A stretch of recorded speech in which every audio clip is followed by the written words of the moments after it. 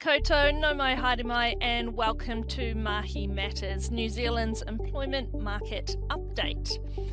Are post-employment obligations a safety net, a necessary protection, or a misunderstood threat?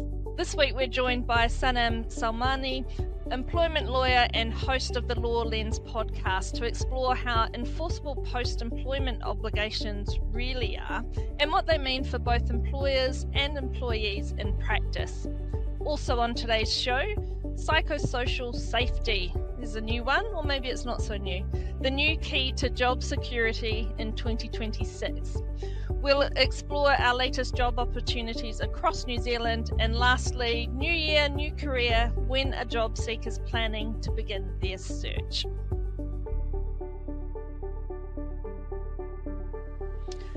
Now, one central focus throughout 2025 in recent months has been around the rising importance and rising confusion surrounding post-employment obligations. As businesses navigate tighter labour markets and increased competition, clauses like restraints of trade, non-solicitation and non-dealing have become far more common in employment agreements.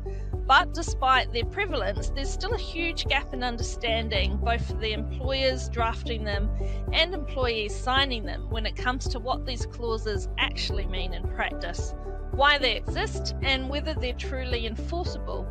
To discuss this further, we're joined today by Sanam Salmani, employment lawyer and host at Law Lenz. Welcome back to the show, Sanam. Oh, thank you so much for having me again. I'm so excited to be here. I know, it's always great to have you on the show.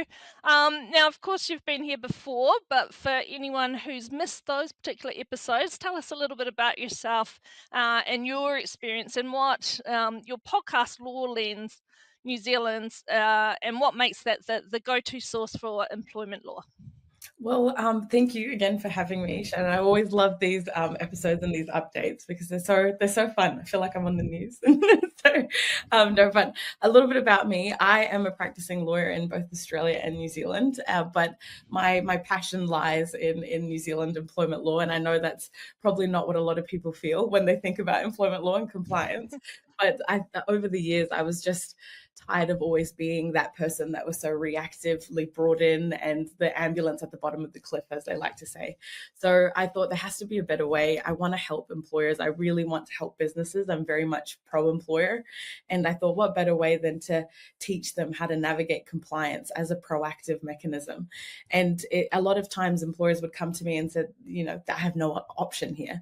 So I thought, let's create a better way. Let's create a way where you can actually understand employment law, maybe do it through snippets of information, and that's where the podcast was kind of born. So as my day job, I'm working in-house as an employment lawyer for a tech company, but by night I say I transform into a podcast host and sit in my closet and record. so no, it's been great, and it's just a way of Batman or something. Yeah, there you go. Batman without the cool, all the gear and all the extra things. I don't know. I think you've probably got it there, but you don't have to tell us. No, but it's been really great, and hopefully along the way I've been able to help HR professionals and businesses, because that's the main prerogative, is to teach them a little bit more every day so that they feel really confident about how they're tackling things. Yeah, absolutely. I'm sure you have helped many along the way. Well, today we're talking about post-employment obligations. So, as we said, they're becoming more commonplace in contracts. But take us back a step. What are we actually referring to in the practical sense when these are included in contracts? I love a good practical, simple, explanation. So that's what I'm all about. But the best way that I can explain it, to be honest, is that if we strip it back, these are just promises that you're asking an employee to keep or to make, and at the time of engaging into that contract, but they're keeping these promises post-employment. So they're effectively saying that after I leave working for you, then I promise that these things will continue and they'll live on. And usually those are but those promises are there to protect the employer and protect their business interests, and to make sure that when the employee moves on and goes to somebody that might be like a competitor or somebody that works within the industry as another business, that this particular employer that they're leaving, their ex-employer, is actually protected to a certain extent. And what we're usually looking for when we say protection is confidential information, trade secrets, client relationships, and even something called goodwill as well. Whenever we mention goodwill, we think about, the nice things, what you're doing for others. But what goodwill means in this particular case is, if you're looking at this business and the employer, how much are they actually worth on the market in terms of if they were going to be sold, and what's their reputation actually worth. So that's when we look at a business and go, they're worth 400 million or 2 billion. So all of that will matter, and all of that will be kind of the factors that are considered when we're looking at enforceability. Beautiful. And why do you think they've become so, post-employment obligations have become so common in employment agreements in recent years, particularly? I really do think it's definitely something over the last, better part of a decade I've seen time and time again. I mean, when I worked in advisory and I was doing work for restaurants across New Zealand, and I was advising them, they still wanted restraints in their contracts as well. So it's not something that is just so new, but we are hearing about it more and more. And I really truly think that it's because employers have a lot more that they're trying to protect now. In the digital world we live in, people can easily pick up and move information.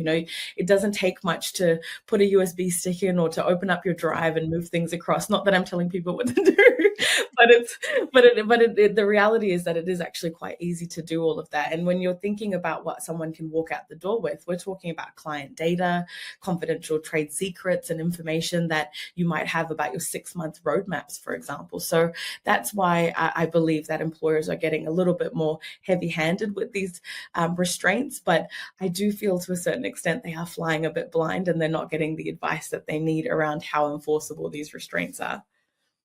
Yeah, and we'll go into that in a second. I guess it's probably a case of, once bitten, twice shy as well. So if you've had a bad experience, then you think, right, we can't have this again, and maybe go a bit gung-ho in what you're putting in there.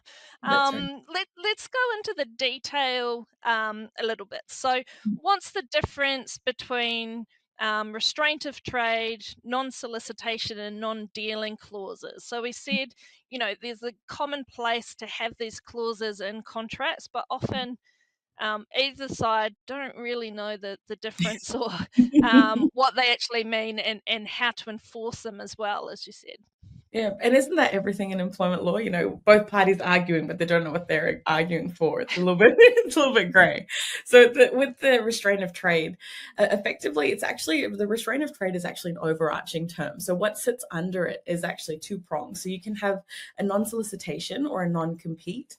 And I'll start off with the non-compete first. So effectively, with a non-compete, what you're trying to do is to stop someone from working for a competitor or setting up a competing business. And usually what you're trying to do with that side of the non-compete is that you set a geographical limitation or a radius where they can't maybe work 5 kilometers down the road. And then you try to do that for a set amount of time, 6 months or something along those lines. With the non-solicitation, though, it's a little bit different. And that, to be honest, I'll be upfront, is a lot more enforceable in the New Zealand landscape. And that is to do with not poaching clients or customers, trying to make sure that you're not having this ex-employee going in and poaching your current employees. So it's more to do with the poaching. And then when you're looking at non-dealing, that's actually a really interesting one, because when you look at how poaching normally works, you've got an ex-employee kind of poking around and saying, hey, this new company is pretty good. Do you want to come across? But with the non-dealing, it's actually stopping an employee or an ex-employee from being approached by a potential or ex-customer or maybe a current customer, and that employee choosing to engage with them and bring them across. So it actually works both ways. And that non-dealing clause, I'm glad that it's something that you've brought up, because a lot of times people don't actually consider that. But what happens when you look at it from the other side? What if, when somebody jumps ship, a lot of customers approach them and say, hey, we want to come with you. So that's where that non-dealing really helps, and it comes in. Okay.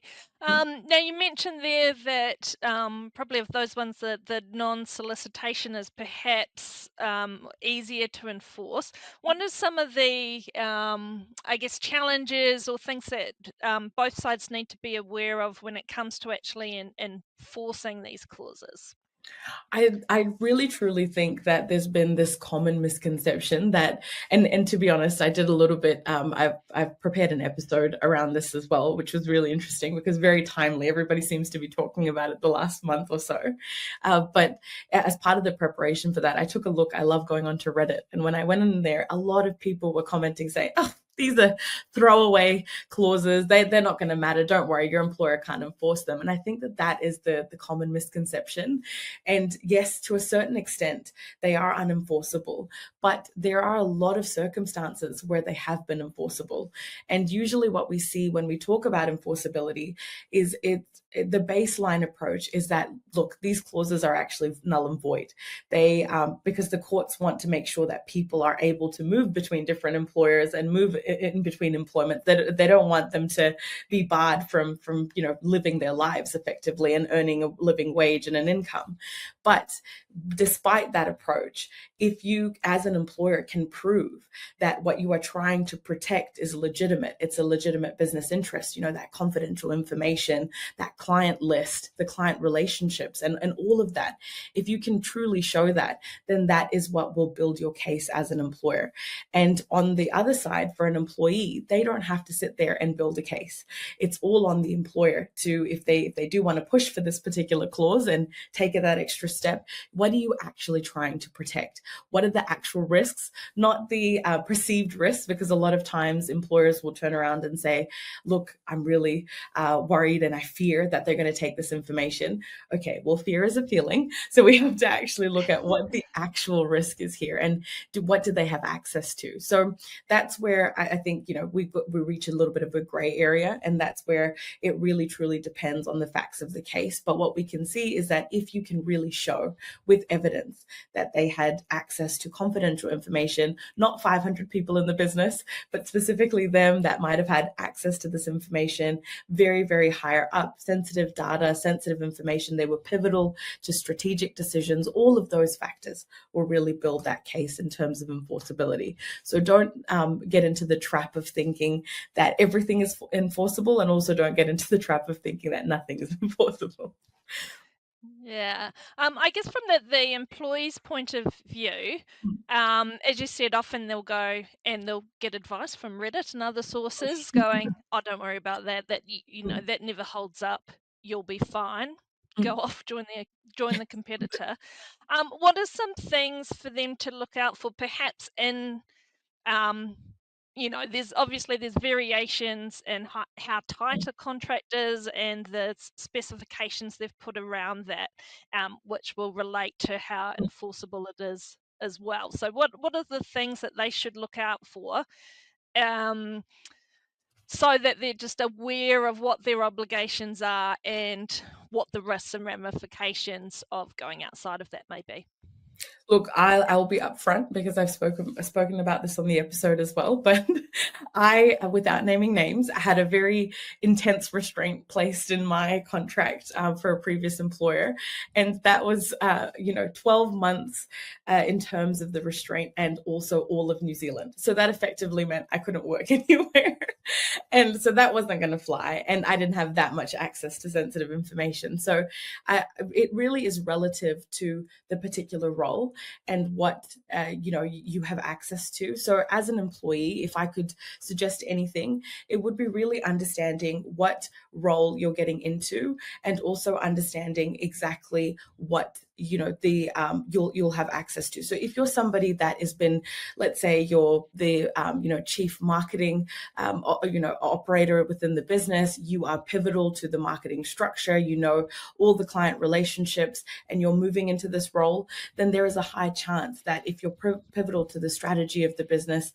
that you will be restrained, and there will be a level of enforceability in that restraint.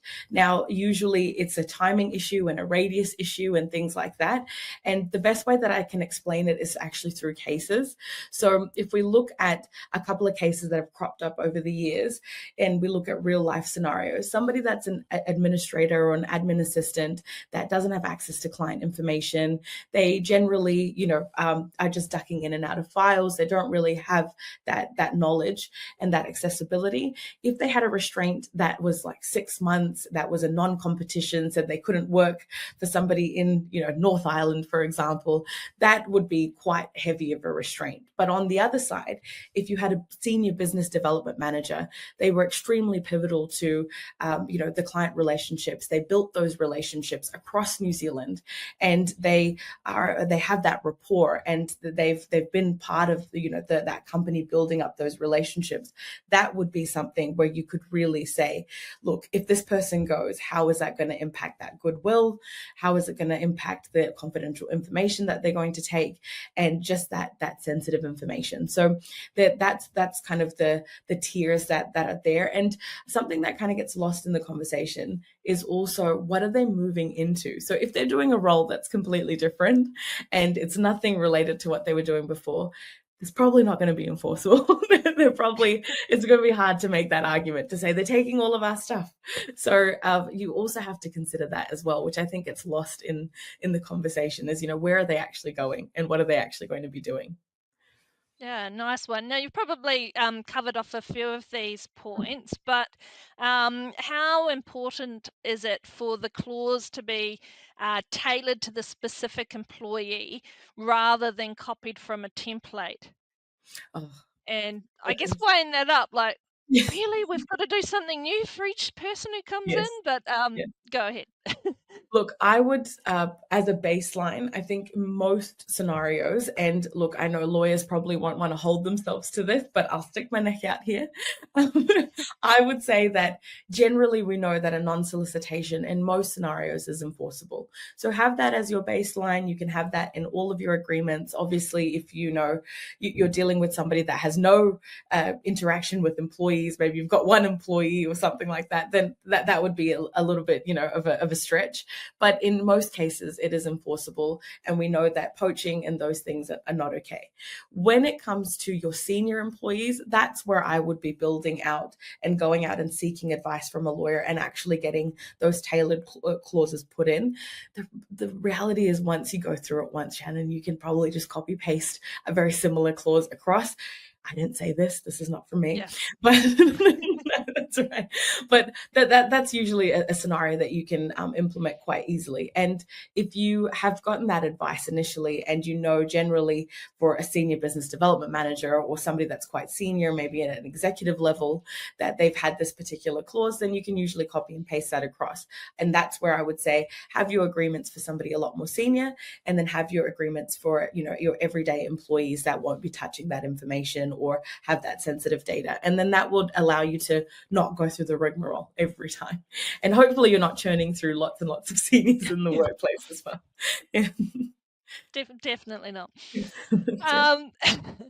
Well, thank you so much. So lots of helpful insight, and I'm sure that it helps on both sides of the fence as well.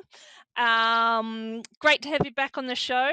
Hopefully you can stick around. I might need a bit of help with the psychosocial safety. I can't even say it properly. So see if you can put your 2 cents worth in there as well. I'll be in the background. Excellent. But let's take a look now at the social media polls.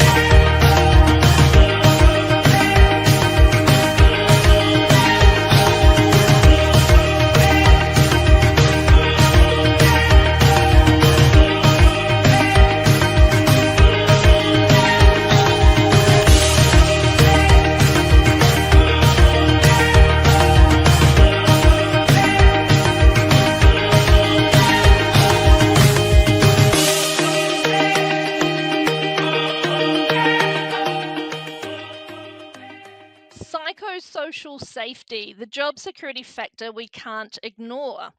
Now, we're keeping it short and sweet this week because I don't know about you, but I'm definitely feeling the end of year fatigue. And at this point, it's hard to tell if it's burnout, perimenopause, or just the general exhaustion of another big year. Whatever it is, it's been a lot. So it feels like the perfect time to reflect, not just on KPIs and salaries, but on what really matters at work. So a new article from 𝗻CA Mag puts the spotlight on psychosocial safety.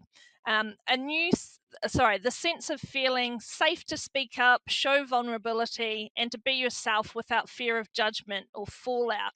Increasingly, it's being recognized as a core part of job security, right alongside pay and permanence. We've touched on this throughout the year on Mahi Matters, whether we're talking about well-being, burnout, or invisible workloads. This is a reminder that psychological safety isn't just good culture, it's foundational for performance, engagement, and retention. So as you wrap up 2025, whether you're leading a team or just trying to get to the finish line, take a moment to ask, what kind of environment do I want to return to next year? And what can I do to help shape it? And I will bring back in Sanam, if she's still there, to help add a little extra to this section. Because to be honest, before today, I didn't even know what that word meant. So, and it's quite tricky to say on at the end of the week, end of the year. Yeah, I can imagine. So you were speaking about how actually, apart from me, the HR world is aware of this, and there is a lot that we've put in place here in New Zealand. But over to you. Tell us more. Yeah, no, thank you for bringing me back. So we've definitely got our legislation in place, to be honest, Shannon. When we look at the health and safety legislation, it's not anywhere near what we've got in other countries like Australia that have implemented. When we look across the ditch, they've got very clear laws in place, and they've got positive duties on employers as well to really ensure that they're eliminating these kinds of risks in the workplace. To a certain extent, we have it as well. But what I would say to anybody that's kind of listening or out there, I would say the biggest thing that you need to have a look at now is that our cases have shifted in the direction of this being a serious matter to take into consideration. A couple of years ago, I believe, Parker and Magnum Hire was a really big case that came out, which showed the highest amounts of compensation that have been paid to date. And we were talking in the hundreds of thousands. We had never seen that before. And when you peel back the layers of the case and you actually had a look at it, it was all psychosocial hazards, overloading work onto employees. This particular employee had physical and mental PTSD that had happened and caused like visceral reactions in their body from what they had been put through at work. So they were able to show the medical impacts as well. So it is quite serious, and it is just about balancing what you're actually doing in the workplace in terms of, are you overloading an employee? Are you actually, giving them more work than other people? Are they, visibly not doing okay? And are you aware of that? Have they raised any particular concerns or complaints? And you may have turned a little bit of a blind eye to that, because that's what we're seeing, is that usually if HR or employers are not very reactive when employees raise issues, these things can snowball and they can become these cases where employers are liable for a lot more than what we've seen before. So it's definitely serious. And I think, to go back to what you originally said, there is this push around employees saying, no, I get to dictate my workplace in terms of what I want out of my employer. And I believe that they should be giving me better working conditions. And we're not talking about, job security or things like that. Now we're talking about, I shouldn't have to feel like I'm taking on 50 people's roles. I shouldn't have to feel like I'm beholden to my employer in the middle of the night to respond, and all of those things. Yeah. Yeah, excellent. Thank goodness you were here. Thanks for that extra insight. And of course, if you want to find out more about a whole range of topics within employment and HR, be sure to check out Law Lenz. Thank you. Okay, let's have a look at the hot jobs on offer this week.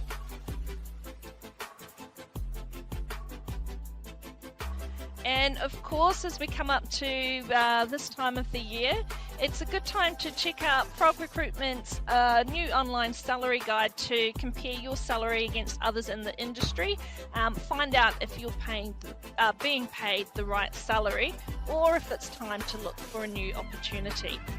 And speaking of which, some of the opportunities that we have at the moment, so warehouse operator based in Auckland, this looks like a temp role, a manager asset planning in Wellington, as well as a policy analyst. So the permanent jobs particularly still going really strongly in Wellington. And we have a health and safety business partner in Auckland as well.